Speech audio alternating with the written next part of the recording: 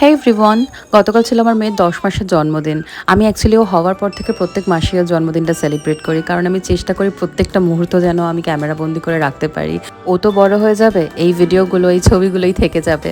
ওর ছোট, ছোট হাত পাগুলো বড় হয়ে যাবে। কিন্তু আমি ছবিতে দেখতে পাবো ও কতটা ছোট ছিল। ও হওয়ার পর থেকে আমি প্রত্যেক মাসেই ওর জন্মদিন এভাবে সেলিব্রেট করি। ইচ্ছা আছে ওর 1 বছর হওয়া অবধি এভাবেই সেলিব্রেট করব। আর প্রত্যেকটা স্মৃতি বন্দী করে রাখবো ক্যামেরায়।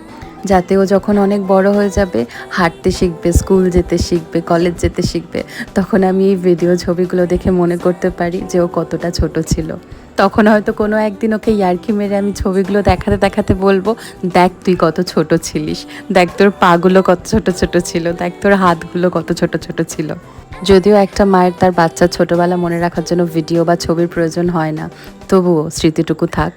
সব শেষে, দিনের শেষে কিন্তু স্মৃতিটুকুই থেকে যায়। বাকি সব পাল্টে যেতে পারে, কিন্তু স্মৃতিগুলো কিন্তু পাল্টায় না।